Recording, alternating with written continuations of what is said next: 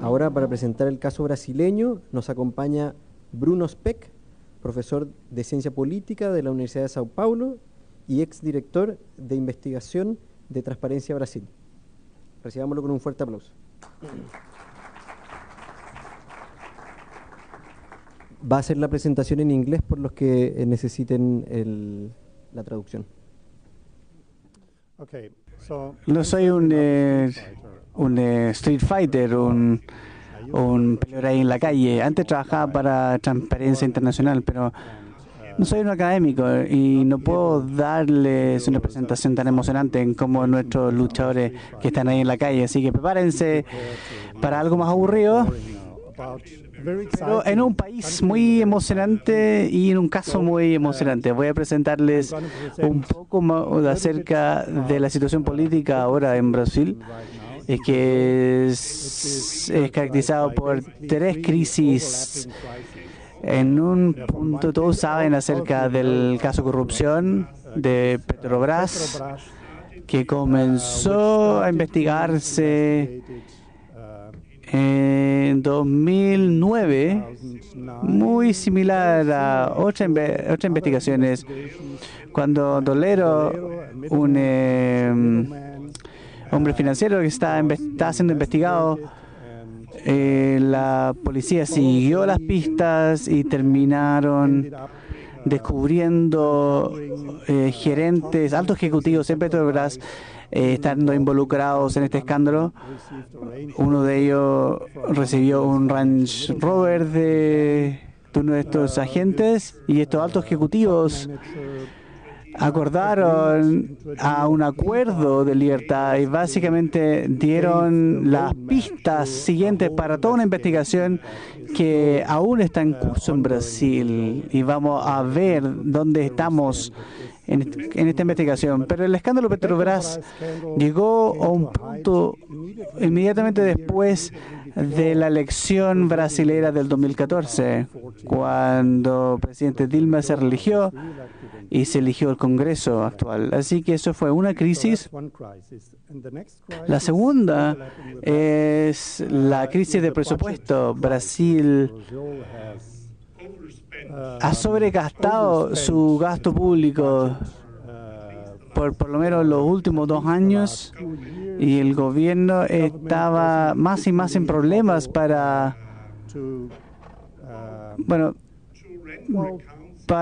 dar cuenta de manera que no mostraría cómo se sobregastó inmediatamente también después de las elecciones. Así que Brasil entró en un ciclo de crecimiento de cerca de 10, 12 años basado en ingresos externos y un ambiente internacional favorable, pero internamente el presupuesto, este sobregasto llevó a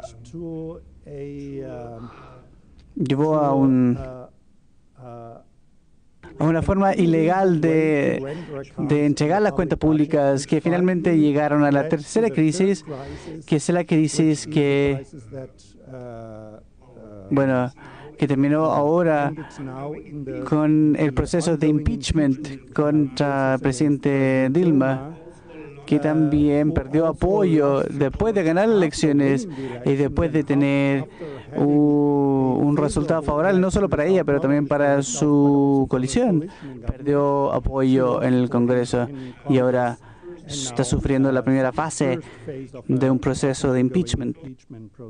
Así que estas tres crisis se sobrelapan y es muy difícil de llegar a un acuerdo ahora entre brasileños en cómo reportar o cómo entender estos tres puntos o conjuntos de hechos. Si tú hablas con alguien de la parte izquierda, te va a dar otra visión del escándalo Petrobras y del presupuesto y del impeachment comparado con alguien más hacia la derecha.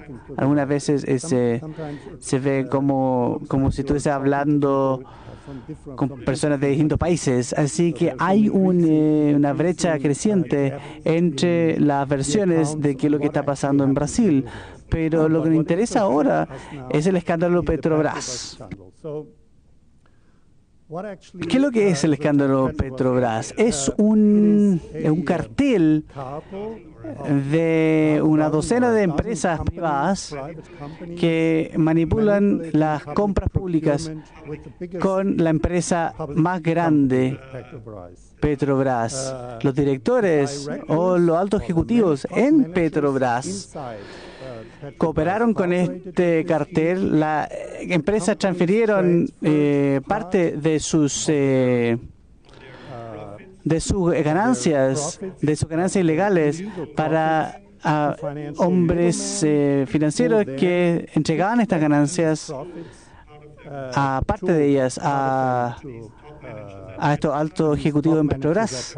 Parte de ellos cayeron a partidos y también a políticos. Así que las empresas involucradas son empresas que ustedes conocen o pueden conocer: OAS, Odebrecht, Camargo Correa, Queiroz Galvao.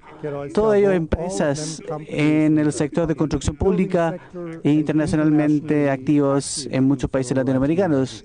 Y los partidos involucrados son todos partidos de la coalición gobernante: Partido Popular, PP, PMDB y el PT. Y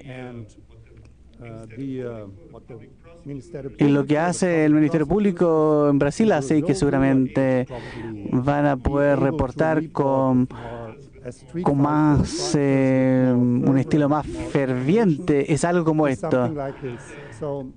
Es la altos ejecutivos de Petrobras. Estos son altos ejecutivos. Pablo Alberto Costa, este fue el primero que recibió el Land Rover y que después se acordó de llegar a un acuerdo con la Corte para entregar toda la información acerca de este cartel y de establecer una hoja de ruta. Renato Duque es el segundo alto ejecutivo en Petrobras. Ernesto Severo es el tercero, y todos ellos tenían diseños distintos para cooperar con empresas con contratos públicos, y después pagaban sus sobornos al operador, a doleros que lavaban el dinero, y después traían el dinero de vuelta al país a través de empresas offshore y pagaban a partidos políticos, pagando a gerentes y un número de otra gente en reparticiones públicas. Así que estos eran diseños separados, controlados por los partidos políticos. Así que el PP controlaba esta sección del escándalo, el PT, partido gobernante, controlaba esta sección, y el PMDB controlaba esta sección. Y son todos los acusados. Acordes Lenit son acuerdos de empresas que se acordaban de pagar monetariamente los recursos dirigidos a cuentas offshore. Solo Pablo Roberto Costa escondió 23 millones de dólares en cuentas suizas y acordó de devolverlas a Brasil. Así que no voy a entrar en detalles, pero es un escándalo de proporciones en cuanto al volumen de dinero, que es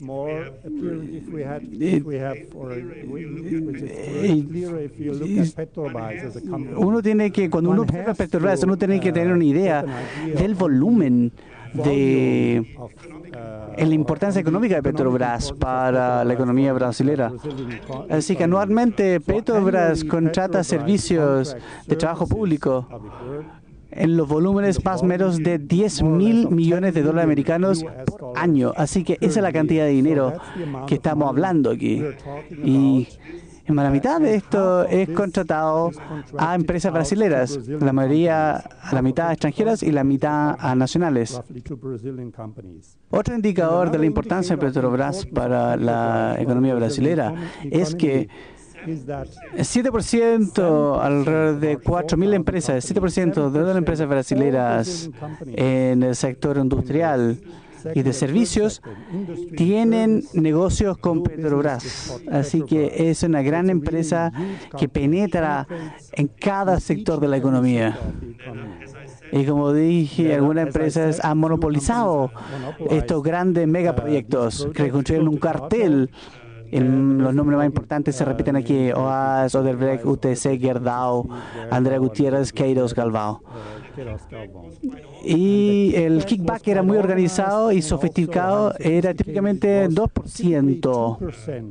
El recorte, hasta 5%, típicamente 2% recorte de un contrato sería recortada o devuelta a doleros o cuentas offshore y volvían para ser pagados a gerentes políticos y partidos políticos. Así que esa es la parte del escándalo y el tamaño del escándalo. Y investigadores, la investigación está en curso. Pero si observamos, esa no es mi... La conclusión de aquí sería que las lecciones para combatir la corrupción sería que necesitamos mejores reglas de compras públicas. Las Petrobras son distintas de las reglas de compras del resto del sector público. Hay más poder discrecional para gerentes en Petrobras para dar contratos a cierta empresa y no a otros, de invitar a empresas para crear un marco y dirigir este contrato a cierta empresa. Así que hay un punto que la conclusión posible de llegar de este escándalo. Necesitamos mejor reglas para contratar o las compras para el sector público. Necesitamos más accountability, más responsabilidad, más acceso a los contratos para permitir a la prensa o a la sociedad civil de seguir estos contratos y exponer ciertas equivocaciones y errores. Y obviamente necesitamos fortalecer los servicios civiles, porque uno de los factores claves que permitió este diseño era el cuoteo político de gerentes en Petrobras. Así que lo que yo le mostré antes, Paulo Roberto Costa fue cuoteado por el partido PP. Renato Duque fue cuoteado por política y Ernesto Severo fue cuoteado por relaciones políticas. Así que eso fue clave para permitir, hacer posible de controlar sectores grandes de Petrobras y de distribuir estos fondos a empresas privadas.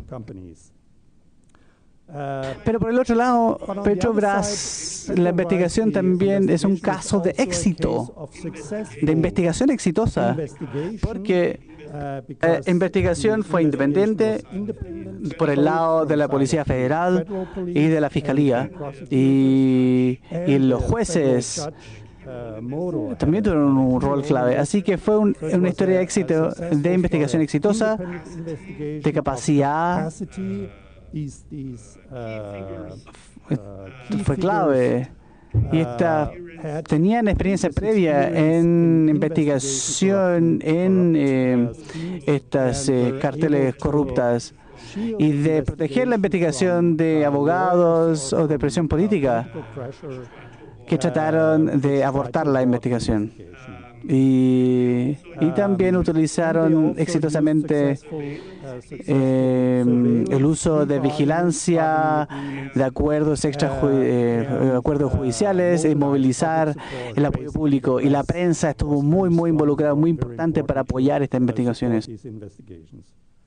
Eso sería un punto de la historia, de mirar hacia adelante y para dar recomendaciones. Yo podría parar acá, pero me gustaría también ver otros temas importantes que no son, o donde las recetas o las lecciones que se pueden extraer no son tan fáciles.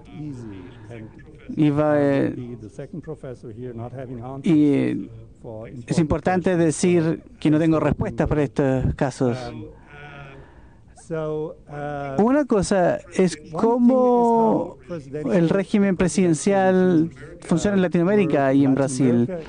En 20 años atrás enseñamos la diferencia entre régimen presidencial y régimen parlamentario y diríamos que los presidentes no tienen que llegar a acuerdos, son hombres fuertes y lideran el Parlamento y crean apoyo en el Congreso, pero eso también crea tensión entre el Congreso y el presidente. Pero ahora la investigación en los últimos 10 años en cómo los presidentes realmente funcionan o trabajan junto con el Congreso nos ha llevado a otro punto de vista acerca del presidencialismo. Y básicamente Brasil es uno de los campos donde cientistas políticos muestran cómo presidentes, cómo primer ministros necesitan construir mayorías en el Congreso para gobernar, y con la mayoría simple o frecuentemente necesitan mayorías cualificadas y, por ejemplo, necesitan cambiar la Constitución o impulsar reformas que necesitan mayorías en ambas cámaras. Así que el presidente brasileño tiene prerrogativas en el presupuesto y puede establecer la agenda, puede impulsar las reformas que estime conveniente, tiene el derecho de temporalmente legislar y tiene el poder de veto. Así que hay algunos capacidades que permiten al presidente actuar como un primer ministro. Pero necesita el liderazgo de la Cámara y de partidos que son importantes, son aliados importantes para construir esta coalición de gobierno. Y ahora viene la parte negativa de cómo una coalición presidencial, un gobierno presidencial funciona en Brasil, porque el presidente brasileño tiene que gobernar con un parlamento altamente fragmentado. Senado y Cámara de Diputados, tenemos 30 partidos en el Parlamento. Ninguno de ellos tiene más de 15% de los votos. Así que más de 15% de los votos. Así que hay que construir una coalición en estos sistemas fragmentados. Actualmente, líderes de partidos no controlan sus miembros de su partido. Así que la disciplina de partido es baja. Y las coaliciones o las alianzas construidas para crear para gobernar son muy heterogéneos, así que no hay una coalición de la izquierda, pero típicamente hay una mezcla de partidos muy ideológicos y partidos muy pragmáticos que entran a cualquier gobierno que le ofrezca una tajada del gobierno. Así que esta es la parte negativa y el problema. Y si observamos, solo voy a mostrarle 2 diapositivas acerca de cómo los presidentes en Brasil son capaces o incapaces de crear mayoría. Así que todos estos puntos representan el promedio, el voto promedio de un miembro de la Cámara de Diputados. Y mientras más alto está el punto, más vota con el gobierno. Así que la línea más alta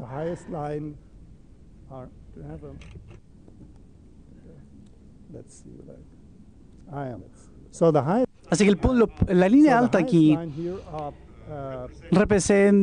son diputados que votan 100% con el gobierno, y la línea más baja aquí son cerca, esta es la referencia, la línea más baja son No, 50%, 25%, 75%. Así que estos votan 25% de todos sus votos en concordancia con el gobierno. Así que podemos ver que cómo un gobierno es capaz de unificar una cantidad razonable de miembros para votar con ellos.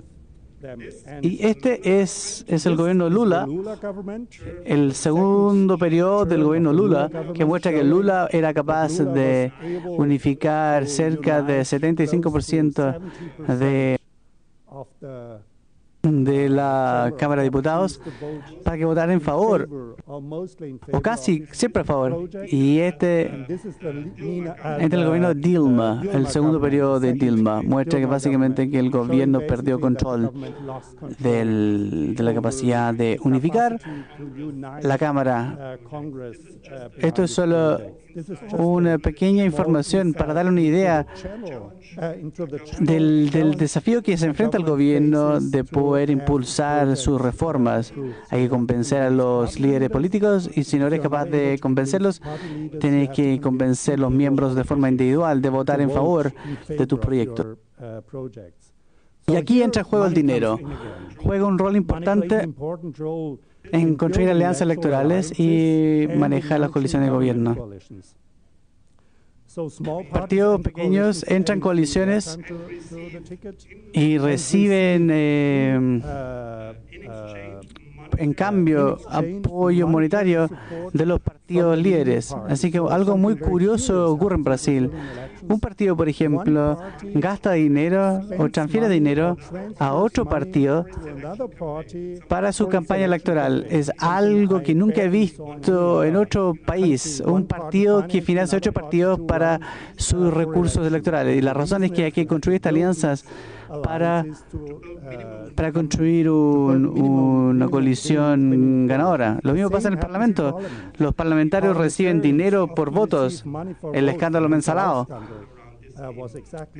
Y partidos políticos reciben partes de la administración pública, cuoteo. Es como un sistema que ya está podrido. Y lo que vimos en el escándalo de Petrobras, para poder crear esta coalición, entrega por cuoteo a parte de Petrobras a su coalición. Así que el dinero es un elemento importante, un instrumento adicional para construir coaliciones ganadoras para poder estar en control del gobierno brasilero. Y la pregunta ahora es, ¿dónde viene este dinero? Las elecciones son muy caras. Una elección cuesta alrededor de 4 billones de reales, que es $1 billón, siendo tres cuartos de este dinero viene de empresas privadas. Y terminando, puedo ahora volvemos a las empresas que están involucradas en el escándalo Petrobras. Aquí tenemos la cantidad total de fondos de campaña que viene de estas 6 empresas contratistas que están involucrados en el escándalo Petrobras. Odebrecht donó 55 millones de reales, Gerdau 28, Andrés Gutiérrez 82. Todo esto suma a más o menos, el primer grupo de 6 empresas suma 10% de todo financiamiento corporativo a elecciones en Brasil. Una empresa adicional, JBS, que es una gran empresa global subsidiada por el Estado. Solo una empresa pasó 365 millones declarados oficialmente reales en la última elección. Así que esto es... Y ahora la pregunta sería, ¿a dónde va a parar este dinero? ¿Va al gobierno o también cae a partidos de oposición? Interesantemente, empresas y los grandes jugadores son muy cuidadosos. No financian solo la coalición gobernante, pero cuidadosamente también financian la oposición. Así que si observamos el porcentaje de la distribución de dinero, algunos de ellos financian más la oposición y otros más los incumbentes. PT. Así que este es el problema o el desafío que Brasil se enfrenta. No estoy seguro cómo Brasil va a poder deshacerse o resolver este problema. Así que Brasil aprobó un cambio muy grande en la ley de financiamiento de partidos y de campañas y prohibió dinero privado para financiar elecciones. Y la pregunta ahora es, dinero corporativo siendo que está prohibido y límites de gasto, que es parte de también la reforma, y las campañas siendo que son más cortas, va a llevar a una política de limpieza de la influencia de dinero. No estoy tan seguro, porque no hay límite para donaciones privadas, así que si la corporación no puede dar dinero, inversionistas privados, personas naturales, acaudaladas, pueden gastar dinero sin límite en campañas. Hay incertidumbre acerca de la capacidad de la Fiscalía y de la Policía de llevar a cabo esta ley. Hay grandes peligros de volver a una fase de dinero no contado, y tenemos elecciones ahora en octubre de 2016 que van a demostrar si es que esta solución, que va muy mano a mano con la solución que escuchamos acerca de crear nuevas leyes para crear nuevos problemas, va a ver si esta solución va a funcionar o si este tipo de leyes restrictivas van a ser realmente capaces de limpiar la política de la influencia de dinero. Muchas gracias.